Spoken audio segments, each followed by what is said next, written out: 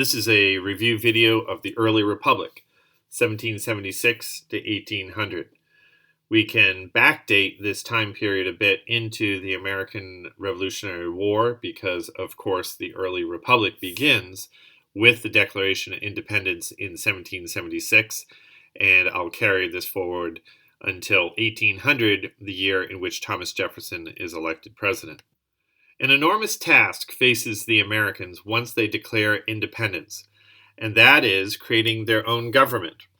Everyone knew that this new country would practice self-government, but what form it would exactly take was unclear. It is to the individual states now, not colonies any longer, but to the original 13 states that federal officials, national officials turn to get ideas. In the state constitutions, which are written right after the Declaration of Independence in July of 1776, we have the origin of a lot of the ideas that will make it into the United States Constitution. Some of the ideas that we see emerge include 3 branches of government, the separation of powers, also bills of rights, specifically stated rights that no legislature can infringe upon. Very significant is John Adams, who drafts the Massachusetts state constitution. He develops a constitution that is eventually approved by the Constitutional Convention of the state of Massachusetts that includes a bicameral legislature, a 2-house legislature, a state house and a state senate. That bicameralism is going to be very important in inspiring the drafting of the federal constitution. So, borrowing ideas from the state constitutions, Congress, which pretty much remains in session, although sometimes on the run, particularly when Philadelphia is occupied by General Howe during the war, Congress more or less remains in session, and they set about drafting a national document, which originally is the Articles of Confederation. These statements of how the government will function and what is it comprised of, and elections, and all of these things form a confederacy. The Articles of Confederation will be essentially in place, the working document for this new United States government from 1781 until 1788, when it is replaced by the new federal constitution. The Articles of Confederation are often, of course, cast aside and looked upon with a lot of derision because they don't last and they are replaced. And certainly there are a lot of deficiencies to the Articles of Confederation, but we should not overlook the strengths of the Articles. The strengths of the Articles include the settlement of Western land claims, particularly in the Northwest Ordinances, which I'll explain in a moment. Perhaps most significantly, regardless of what we may think about the Articles of Confederation, it is under this document that the Americans win the Revolutionary War and pull off this quite unexpected victory against the best military power in the world. It also negotiated and signed the Treaty of Paris under this government, and also established the very enduring departments we still have today, the Department of State, the Department of War, which will become Defense, and then also the Navy Department, as well as the Department of the Treasury. It also creates a postal system. However, there are significant, actually, let me continue by explaining the Northwest Ordinances. This is one of the greatest legacies of the Articles of Confederation. The question immediately begins after the American Revolution: how will all that unassigned land that is really owned by the federal government, because as a term of the Peace of Paris, the United States owns all the land to the Mississippi River, how will all of that land west of the original 13 colonies, now states, be settled and sold? Will it be one state? Will it be many small states? Will these land claims by Virginia and Pennsylvania, New York and Massachusetts that claim all of that land to the west, the upper Midwest, will all of that be honored. What is to be done with these lands? And so Congress enacts what's called the Northwest Ordinances. The easiest way to think about the Northwest Ordinances these are the procedure and policy to govern how a territory will become a state. These ordinances will be the guiding principles for all the remaining 37 states, how to become a state. So generally, these plots of land are divided, surveyed and divided into smaller plots of land, in which once these territories reach a certain population number, then they can form a constitutional convention, draft a constitution for their state, then apply for admission to the Union, and then when approved by Congress, they indeed become a state. One of the most significant things about the Northwest Ordinances, as these states enter the Union, they enjoy all the rights and privileges and sovereignty as the original 13. It's not like the original 13 are somehow better or more powerful or have more influence over the national government than the new states. That's an important legacy. All states are a collection of equals. But again, the enduring influence of the Northwest Ordinances is that it does establish this policy for how a territory becomes a state, which will be significant all the way down until 1959, when Alaska and Hawaii become the 49th and 50th states. However, there are enormous weaknesses in this new national government under the Articles of Confederation. Very significant weaknesses that prevent it from continuing. Congress had no power to levy or collect taxes. It could only request and borrow money. At the end of the American Revolution, of course, there's a lot of debt for the Americans now. And they face the same problem the British faced after the French and Indian War. Now that you've won the war, how do you pay for the war? Well, usually you impose taxes. But so much of the point of the American Revolution was a war against taxes. It was a rebellion against taxes. So Congress was not empowered to impose taxes, demand tax money, which is not surprising. The Americans would be very sensitive to that. And so as a result, it's very weak. There's no money to do anything. You could only ask for money. But of course, usually when you ask for money, the answer is a no. The Congress had no power to regulate trade. There is no power of enforcement. The Congress could only request compliance, which, given how the Americans just conducted a revolution against the largest imperial power in the world and succeeded, it's unlikely that these same Americans are going to comply with a request from a new national government. Any type of government now is looked upon with a lot of suspicion. There is no executive branch. There is no chief executive officer. That is, there is no president to enforce any of the laws Congress creates. In order for Congress to pass a law under the Articles of Confederation, it required a 9 of 13 state approval to pass any law. 9 of the new 13 states had to approve a law. Well, that's a very large majority, very hard number to arrive at, and therefore very little is indeed voted upon and approved. The articles required a unanimous state vote to change the articles, to amend them. And of course, if you can't get 9 out of 13 states to agree to anything, you're not going to get a unanimous vote to actually revise the articles. And again, there is no executive branch, and there really is no national court system. So this is a very weak government under a confederacy. It's government, Confederate government is government by compliance or agreement, consent. There really is very little low enforcement mechanisms. The event that really shows the weakness of the Articles of Confederation is Shays' Rebellion.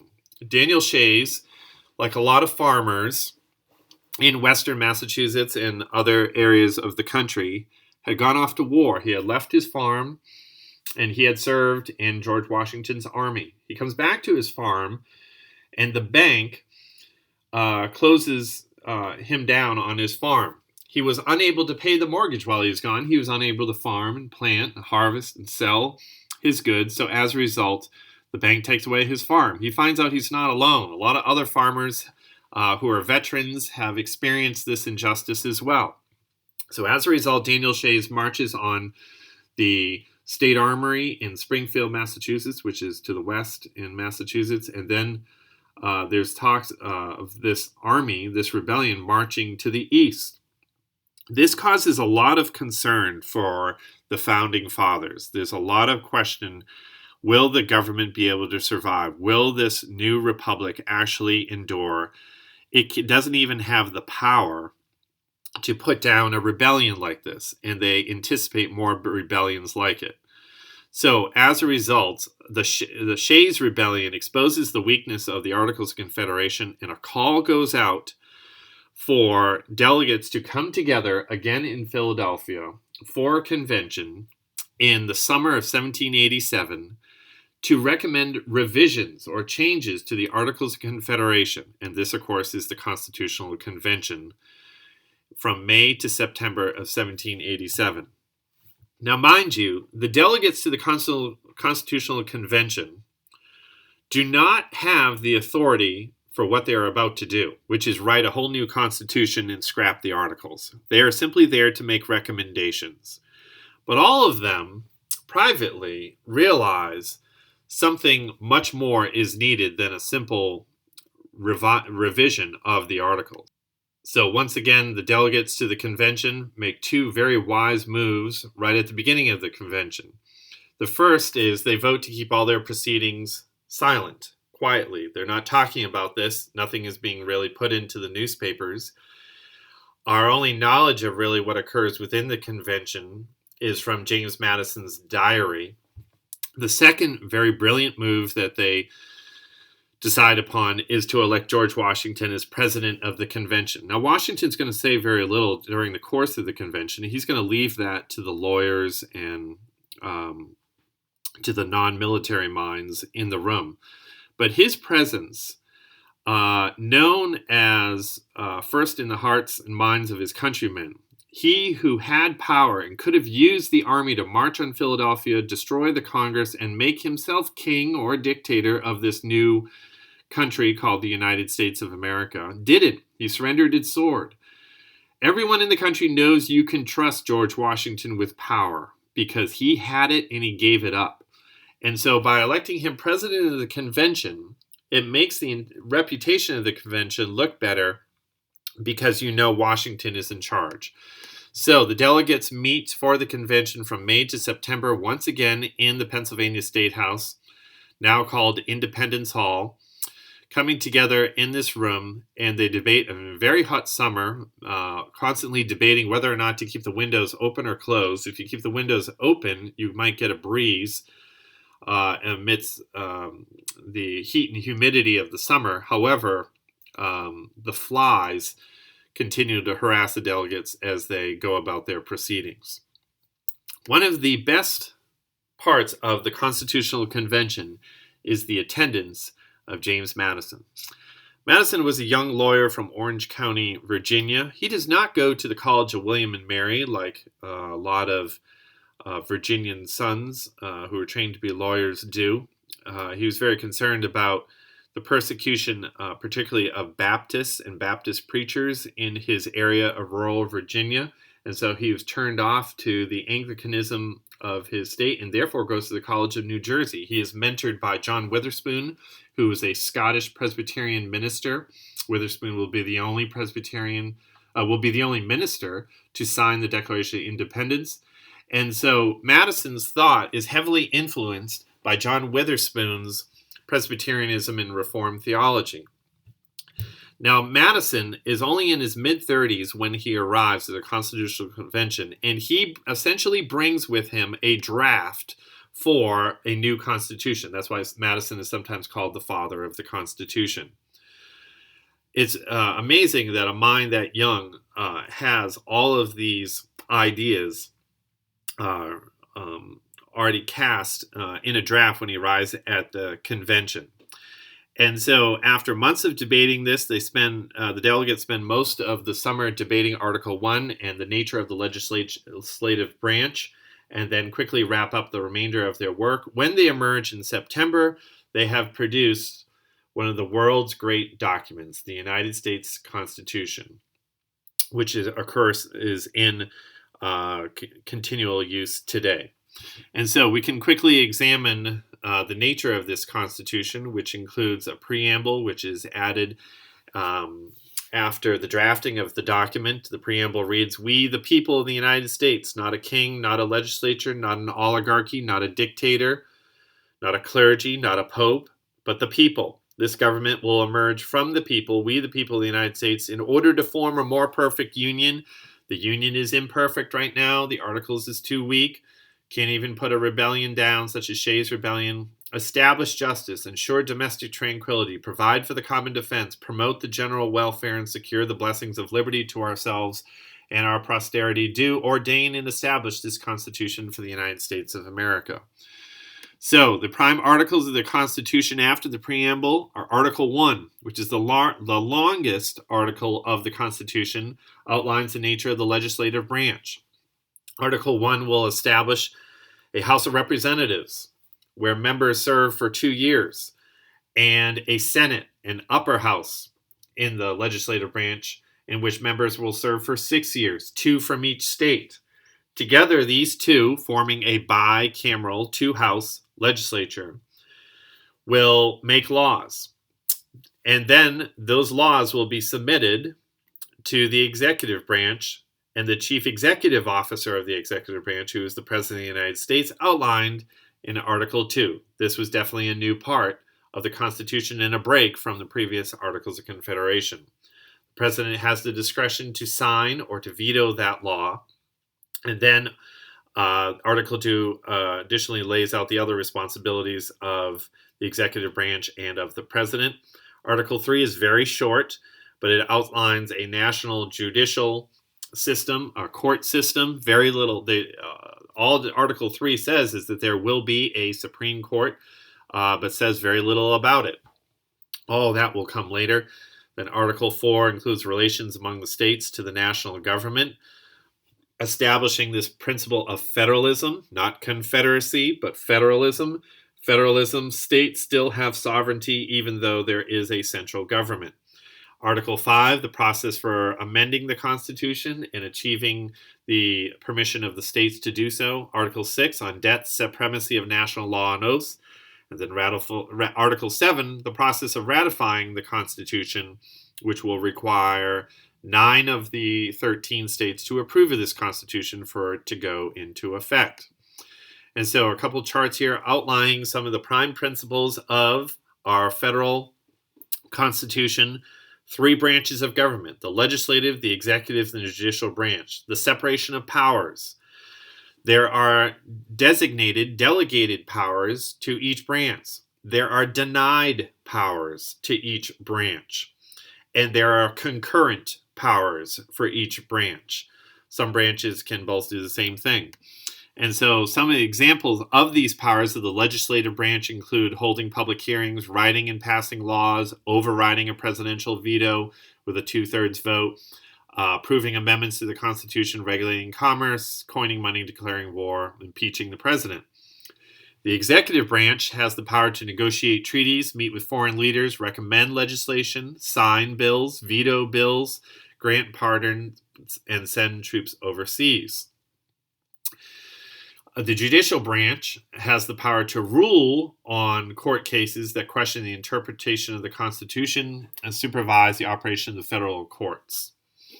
And so we can see the change from the Articles of Confederation to the Constitution as being a switch from confederation to federation. In a confederation, the states are the supreme authority in the land. There is a central government, but everything is done through consent and advisement and recommendation and requisition. It is not the authority of the federal government that is greater than the states. In a federation, the federal government is more powerful, larger, the final voice over the states, but the states still have sovereignty, and that's an important distinction. A couple other important things to mention about the federal Constitution. between besides the separation of powers and also the check and balance system. The Great Compromise is the term we give to this negotiated deal, which really took months in the Constitutional Convention. There's many at the convention that were asking for a continuation of the Congress as it was formed under the Articles of Confederation. In other words, a unicameral legislature, just one house. But is eventually the idea from the Massachusetts Constitution of bicameralism that prevails. Small states like New Jersey still had a lot of debt stemming from the American Revolutionary War that they were hoping the federal government would assume and retire. Other states like Thomas Jefferson's Virginia had already paid off their debts. And so states with large populations like Virginia believe they should have greater influence over the national government. Smaller states like Rhode Island, Delaware, and New Jersey believe that they should be on an equal footing. So as a result, states like New Jersey believe that the legislative house should be based simply by being a state. Larger states with large populations like Virginia believe that the legislative house should be based on population. In the end, the Great Compromise is a mix of both. So the United States Congress today is composed of the Senate, in which every state, large or small, will send 2 senators to serve in the upper house. Whereas the House of Representatives is based on population. And so states with larger populations will send more representatives than states with smaller populations. Another key part of the federal constitution is the necessary and proper clause. Congress shall have the power to make all laws which shall be necessary and proper for carrying into execution the foregoing powers and all other powers vested by this Constitution, the government of the United States or in any department or officer thereof. It's a very broad power given to Congress, that they can make all laws necessary and proper. Of course, the historical question is, what is necessary? What is proper? What is necessary and proper for the general welfare of the United States? This is, of course, a very contested clause of the Constitution, and it leads to a significant broadening of the powers of the Constitution because of this clause.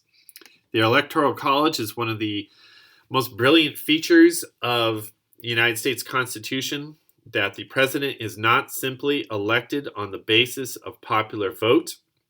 The founding fathers were very much turned off by the majoritarian democracy, the popular democracy that they were witnessing in the exploding French Revolution of the time. What they were more interested in the republic than a democracy. One difference between a republic and a democracy is in a democracy, majority rules. Whatever the majority decides is what will be done, even at the expense of minority voices. And the people are the sovereign of the land.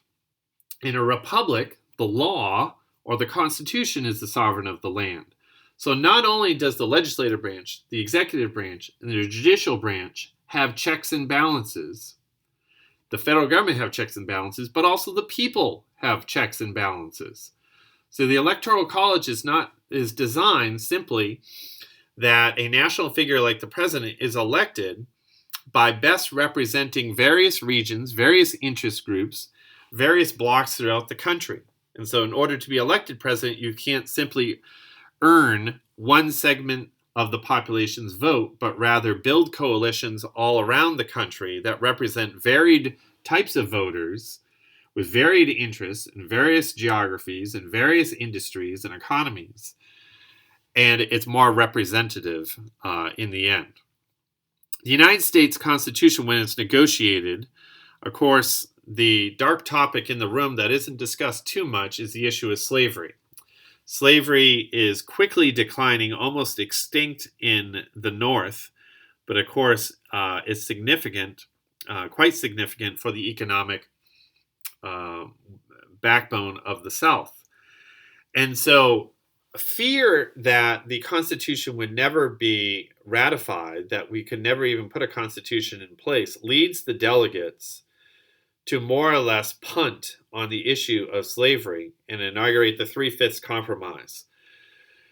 In many ways, Southern delegates kind of wanted it both ways. They see the large number of slaves in their population and want to be counted, want them to be counted in terms of population, but of course they don't want to give that same population of African slaves the right to vote. So the settlement that the delegates decide upon is the Three-Fifths Compromise.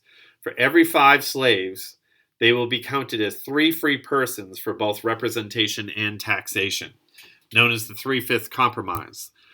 The dark side of this compromise, of course, is what you're really saying is that the people in a condition of involuntary servitude are only 3/5 of a person. So the Constitution, of course, will not deal directly with this issue of slavery, and it's going to take the next 70 years for the country to resolve this, which, of course, will involve the shedding of blood in the American Civil War. So after the publication of the Constitution, 2 groups really emerge in the country. One that supports this new Constitution and one that opposes it. The group that supports them are known as the Federalists. They believe the Articles are too weak, that we need a stronger government, and that the stronger government needs to control the states, that men of experience and talent should govern, and that the national government would protect the rights of the people. Constitution and states protect individual freedoms and believe in a separation of church and state. Alexander Hamilton, James Madison, John Jay are some of the most prominent Federalists. They write the Federalist Papers, which are a collection of editorials that make it into local newspapers advocating for a convention for each state to ratify and accept the new Constitution. Those that oppose the Constitution are known as the Anti-Federalists. They're afraid of this. They want to keep the Articles, or maybe the Articles with some revisions. They're afraid of a strong national government. Didn't we just fight a revolution against a strong imperial government? They approve the Articles. They oppose a strong central government. They believe a stronger government would threaten the power of individual states. They believe this new Constitution favors the wealthy. It lacks a Bill of Rights. And they oppose the 2/3 of states ratification plan. They want more references to God. So the plan for each state to debate the Constitution is in a state convention. Each state sends delegates to a statewide convention, and they discuss the convention. In some states, it seems like the Federalists will prevail. Others, the Anti-Federalists will prevail. So the debates continue for several months. Again, in order for this Constitution to go into effect, it will require 9 of the states to ratify it. Delaware is the first state to vote yes. Therefore, sometimes Delaware is called the first state. Slowly, other smaller states accept the Constitution, including some of the southern states. But even though the numbers are increasing, everyone knows that you've got to have the big states on board, like Virginia, New York, and Massachusetts, in order for this government to really succeed. It is Massachusetts, once again, that leads the way to the success of the convention. Samuel Adams shows up at the state convention. Initially, he is an anti-federalist. He opposes this new Constitution. But as the debate continues between Federalists and Anti-Federalists in the Massachusetts State Convention, Adams wants the debate to continue. And he says, I'm learning more and more each day, and I'm beginning to support this document. And it's a very old and sick John Hancock that arrives late to the convention and urges the convention to ratify it. Indeed, Massachusetts does, but with a qualification. They demand that we will accept this new Constitution, but we want a specific statement of our individual rights and liberties. And so, with that qualification, Massachusetts sets a pattern that New York and Virginia also adopt, that we will take the convention, we will take the Constitution with a Bill of Rights, and as a result, the Bill of Rights, once again, written by James Madison, is added to the Constitution in 1791. The Bill of Rights are the first 10 amendments to the United States Constitution, including such rights as the freedom of speech, freedom of press, freedom of assembly, freedom to bear arms, freedom against illegal search and seizures, a right to a speedy public trial, no cruel and unusual punishments, and any powers not specifically stated in the Constitution are reserved for the states. So, the Constitution is finally ratified. Rhode Island is the only state not to ratify the Constitution. They will remain in limbo, ostensibly as an independent country, for about 2 years until finally they also assent and ratify the Constitution as well. So, with its ratification in 1788 being complete, the country sets about the task of electing a president for the first time. There are a lot of people to these state conventions that vote to ratify the Constitution, even though they're afraid of this new office of the president and chief executive officer, but everyone knows who will be elected if this Constitution goes into effect. And so, once again, forsaking his retirement and his beloved Mount Vernon on the banks of the Potomac, George Washington emerges once again from retirement and without question is elected president in 1788, the only president to receive the unanimous vote of the Electoral College. He will serve 2 terms. Martha Washington, his wife, will serve as the first Lady. There, of course, is no national capital. There is no White House. There is no Capitol Hill. So the capital of these United States initially are in New York. And so George Washington, who is sworn in at Federal Hall on what is Wall Street today, on April 30th, 1789, taking the oath of office, but adding the words, "So help me God," and becomes the nation's first president. He'll live in New York and Philadelphia during his time as president before the creation of a national capital. Washington's presidency is very significant for the precedents he establishes. He is very aware that there will be many presidents after him, and what he establishes as tradition or commonplace will be adopted and followed by those that come after him. So he's very conscious of this, including how he is addressed. He asked to be addressed as Mr. President and not some of the more regal titles that others were suggesting. He's also conscious in the creation of his cabinet to choose officials who will not all be yes men, who will have a diversity of opinions and advise him, even though they may not particularly like each other. The best example of that, of course, is Thomas Jefferson, who is appointed Secretary of State, is very different than Alexander Hamilton from New York, who is appointed Secretary of the Treasury. But Washington wants their diverse ideas.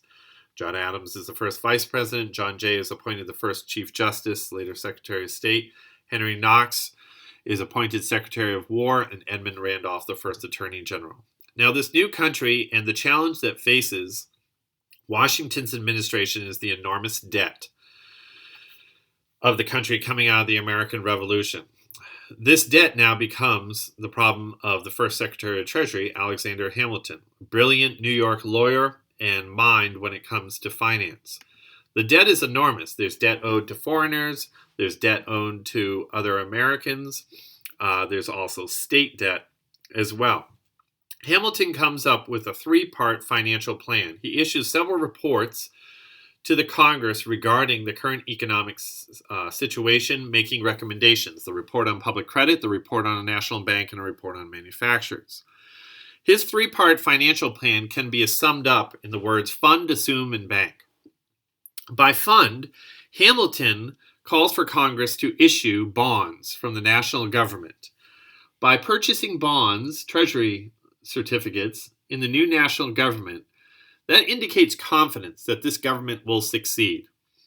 So an investor could buy a bond and then anticipate a dividend being paid in addition to the bond when they cashed it in perhaps a year later.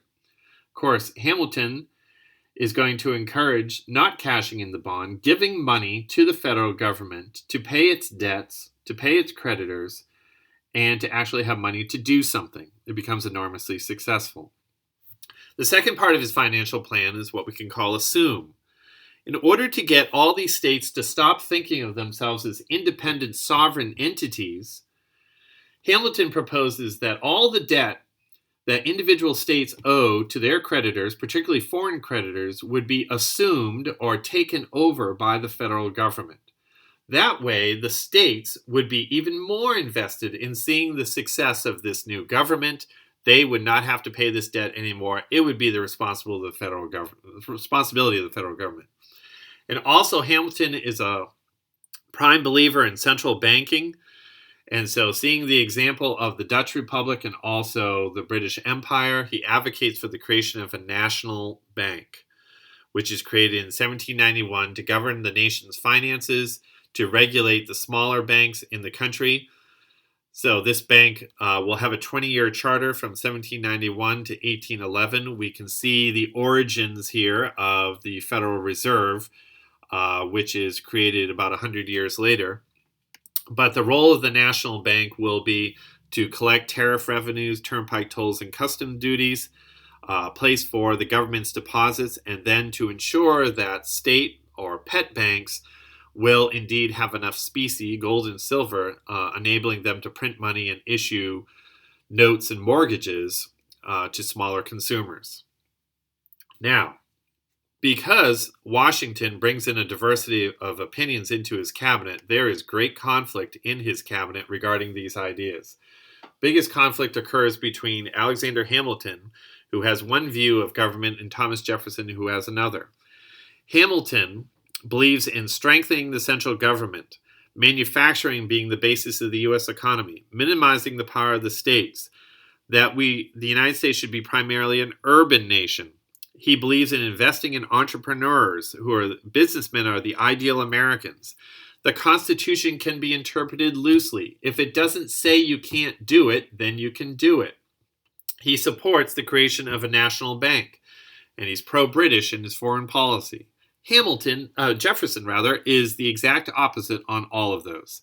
He's suspicious of central government. He's a fan of the French Revolution. He believes that the United States should be primarily an agrarian economy, strengthen the power of the states. The ideal landscape is rural. The ideal American for Thomas Jefferson is not Hamilton's businessman. It is the yeoman farmer who owns his own farm. He believes in a strict interpretation of the Constitution. You can only do what the Constitution says you can do. And he opposes a national bank, and he's pro-French in his foreign policy. We can see here in this argument between Hamilton and Jefferson the basic argument that Americans have been discussing and debating throughout their history, which is, what is the size of the federal government? Hamilton advocated for a stronger, more powerful, expansive federal government. Jefferson advocated for a smaller government. And so the evolution of our political party stems from this dispute between the Hamiltonians and Jeffersonians. Jefferson will be the first to create an American political party called the Democratic Republicans. The old Hamiltonians are often called the Federalists. And eventually these parties evolve into what we would identify somewhat as the Republicans and Democrats. Now, Jefferson has a lot of supporters in Congress, and he is influencing them to oppose Hamilton's ideas. So Hamilton's rescue package financial plan will not pass the Congress unless he can get the Congress to support this. And so to resolve the impasse, the most famous dinner party occurs in American history, in which Alexander Hamilton, Thomas Jefferson, and James Madison sit down for a meal and agree on a compromise, the Compromise of 1790, in which Jefferson would get his congressmen in the government to support Hamilton's financial plan, but Hamilton would give Jefferson and Madison, fellow Virginians, something they wanted. He would support and advocate for the creation of a national capital right next to Virginia. It is the assumption of Jefferson and Madison as Virginians that they will have more influence over the federal government if it's close to Virginia and not in places like New York. So as a result, what will become the District of Columbia, Washington, D.C., later on, is carved out of a piece of land from Maryland and Virginia. Hamilton's financial plan is passed, And Jefferson will regret this agreement for the rest of his life because, of course, Virginia and Maryland have no influence, greater influence over the national government than any other state as a result of this deal. So it's Pierre Charles L'Enfant, who is the French architect who lays out the plan for what will eventually become Washington, D.C., with George Washington himself laying the cornerstone of what will become the United States capital. A couple other key events from Washington's presidency include the Judiciary Act of 1789, negotiated by John Jay, which will establish courts throughout the land. This creates the first federal court system, and also gives the power of the court to enforce its decisions. That, of course, will be overturned later on, but that's a significant part of the Judiciary Act of 1789, that there seems to be a constitutional flaw in the fact that the court system gets to enforce or do the job of the executive branch and enforce its decisions. Now, there is a test if this new constitution is working, and it occurs in the form of the Whiskey Rebellion. Frontier farmers in Pennsylvania do not usually have access to specie, hard money, gold and silver, or even paper bills. A lot of their trade actually occurs in the trading of whiskey, particularly bourbon, on the frontier. But part of Hamilton's financial plan imposed an excise tax on distilled spirits. As a result, farmers in western Pennsylvania, the extreme frontier, revolt, attack tax collectors, refuse to pay the tax. And so to put down this rebellion, which now threatens the integrity and power of the new federal government, Washington himself, as commander-in-chief of the army, marches troops out to suppress the Whiskey Rebellion. He doesn't go all the way to western Pennsylvania, but indeed the rebellion disperses even before the federal troops get there. What is significant about this is it shows the United States Constitution is strong and working and will endure. Whereas Shays' Rebellion showed the weakness of the Articles of Confederation, the Whiskey Rebellion shows the success of the federal Constitution. Other key events from Washington's presidency include the Battle of Fallen Timbers, in which General Anthony Wayne moves against Pontiac and his Indian Confederacy in what we would identify as Michigan today, breaking the backbone of Native American resistance in the upper Midwest and leading to a more American settlement towards the Ohio Valley. John Jay also negotiates the Jay's Treaty with the British. The British are very slow, reluctant, or even refuse to honor all the terms of the Peace of Paris and do not withdraw their troops from western forts. John Jay negotiates a treaty that is very unpopular in the United States. The best way to think about Jay's Treaty, or how a lot of people thought of it at the time, it was the economic reversal of the American Revolution. It seemed to make the United States more dependent economically on the British. And it leads to a lot of unresolved issues that are going to carry forward in the next 2 decades. Of course, the French Revolution is tearing France apart amidst all of these events of the early republic and the ratification of the new Constitution in Washington's presidency. The French Revolution has some influences on American history at the time period, particularly with the arrival of citizen Edmond Charles Genet. Charles Genet, citizen Genet, was a supporter of the French Revolution. He arrives in the South and enacts an extensive campaign marching throughout the United States, asking for volunteers to go to France, support the revolution, and also to oppose the government there. That is a violation of what is called the Logan Act, which is private citizens cannot engage in foreign policy. And so more than anything, Charles Genet and his visit to the United States exposes the rupture within the Jeffersonians, the rupture between Jeffersonians and Hamiltonians, those who support and those who oppose the French Revolution. Now, after serving a second term, a total of 8 years as president, Washington decides that that is enough. He also sets this precedent, not in law, but suggesting that 2 terms is long enough for a president. That precedent, of course, will be followed by all presidents until Franklin Roosevelt, who will be elected to 4 terms. Before he leaves, George Washington issues his famous farewell address, which is really written by Alexander Hamilton and published in newspapers. It's not actually delivered. But Washington gives 3 very important warnings in his farewell address. One is to avoid foreign entanglements. Do not let this young republic be choked out by foreign powers because the United States pledges itself to all these alliances.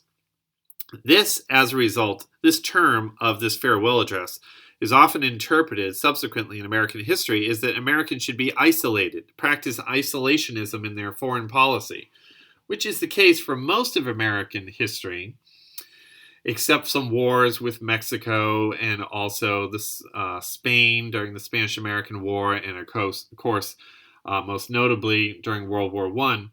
But American traditional isolationism will end after World War II, when the United States becomes a global power and is particularly involved in the Cold War. Washington also issues a warning against political factions, or what will become political parties, and that political parties only serve the jealousies and private interests of small groups and can rend our politics apart. And he also warns that there can be no public morality without the influence of religion. In order for a people to be a self-governing people, they must have the guiding light and restraint of religion. And so as a result, Washington retires to his beloved Mount Vernon. He contracts pneumonia in 1799. Unfortunately, he is bled by his doctors, which weakens him, and he dies, and he is buried in a crypt at Mount Vernon. The second president of the United States, elected in 1796, is John Adams. He's inaugurated in March of 1797. He will serve 1 term. Adams did not have the popular appeal or the likability that Washington had. He does have a very spunky first lady in Abigail Adams. Abigail Adams is in many ways at the forefront of this new attention to American women in the early republic that advocated Republican motherhood. By Republican motherhood, the idea was that wives and mothers should stay home and bear children and raise them to be patriotic supporters of the new government, that women don't just play a domestic role in producing children and submitting to their husbands, but they also have this pedagogical role of training their children to be patriotic. The Adamses are the first presidential family to live in the White House. Washington is more or less a very muddy, malaria-ridden place. There are very few buildings originally in Washington, D.C., but the White House is one of them. The Adams live there. Adams has a very contested term as president, full of conflict. A lot of this conflict stems from the French Revolution and also the emerging and recurring wars between the French and the British in Europe. Both the French and the British want the American support and also mercantile power to support their cause between the French and the British. And so this leads to some very negative events for President Adams' administration, including the XYZ Affair, in which American ships are frequently confiscated. American sailors are impressed into the British or French Navy. Some American diplomats go to Paris to negotiate an end to this, and the French foreign minister demands a bribe. Basically, this is a national insult that the French are not respecting the United States as a legitimate sovereign power and are essentially saying to their diplomats designated with the letters X, Y, and Z, not their actual names, that in order for you to talk to us, you must give us a bribe. Needless to say, that creates a lot of furor back in the United States, and it leads to what is often called the quasi-war, almost a non-shooting war, essentially a Cold War between the French and the Americans, which will last for the rest of Adams' term. There's great division in the country, even in the halls of Congress, leading to fistfights on the floor of the House of Representatives, particularly when the Congress passes the Alien and Sedition Acts. Alien and Sedition Acts essentially extend the naturalization period for citizens to become, for immigrants to become American citizens. A lot of the immigrants in the years of the Adams administration are coming from France, and they may support the French Revolution, and therefore they are going to vote for Jefferson's Democratic Republicans. As a result, the Federalist Congress, with a lot of supporters for Adams, passed the Alien Acts, which extends the Naturalization Act. It takes a longer time, for immigrants to become American citizens and therefore vote. The Sedition Acts also provided penalties if you criticize the president and his conduct of the war, as later judged, highly questioned to be even constitutional and an abridgment of free speech. In response to the Alien Sedition Acts, Jefferson and Madison are very concerned with the encroaching powers of John Adams' Federalist government, and therefore write the Virginia and Kentucky resolutions. These are simply protest statements passed by the Virginia and Kentucky legislatures against the Alien Sedition Acts, but they introduce a very dangerous idea into American history, and that is the idea of nullification.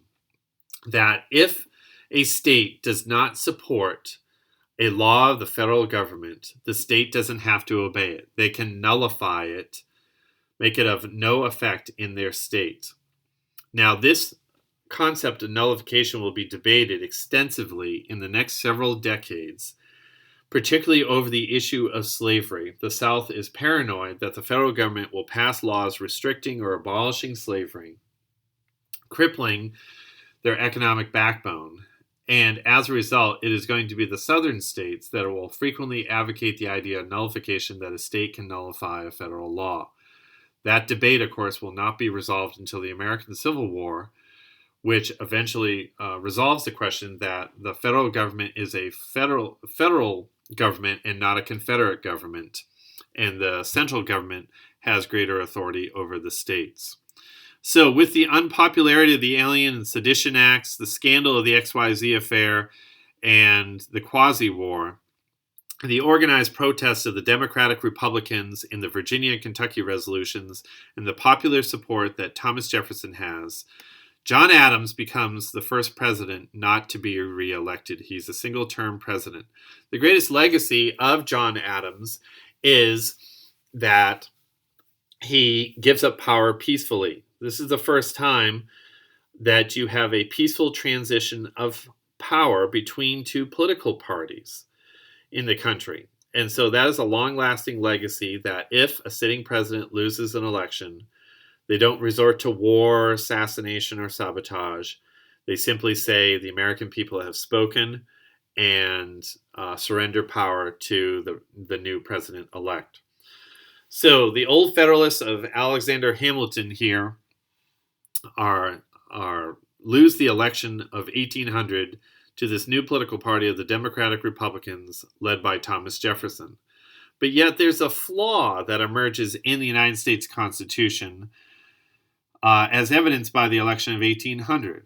And that is that the presidential candidate and the vice presidential candidate of the same political party have the ability to win the same number of electoral votes, which is exactly what happens in 1800.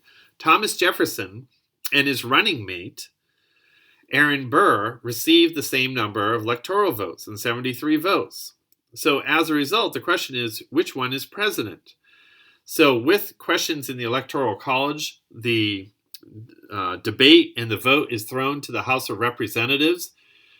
A lot of Federalists have been voted out of office in this election, but their term hasn't ended yet. And so this is really quite nauseating to them, that they have to decide whether or not to put Thomas Jefferson in the White House as president, because they really don't want either one of these Democratic Republicans. The vote is finally cast in favor of Jefferson because Alexander Hamilton uses his influence on the remaining Federalists in Congress to dissuade them from voting for Aaron Burr. Now, to be sure, Hamilton hated Jefferson, but Hamilton hated Aaron Burr, his fellow New Yorker, even more, which, of course, is going to lead to a violent encounter just 3 years later at the expense of Hamilton's life. And so Hamilton urges his Federalists and the House of Representatives to withhold their vote, leading to the election of Thomas Jefferson as president. The 12th Amendment will resolve this conflict in the American Constitution by establishing tickets that you vote collectively as a ticket for a presidential and vice presidential candidate. Thus, we have never had this issue again. So, with the resolution in the House of Representatives, the election of 1800 is decided in favor of Thomas Jefferson, who is elected the third president of the United States, which will lead to the Age of Jefferson.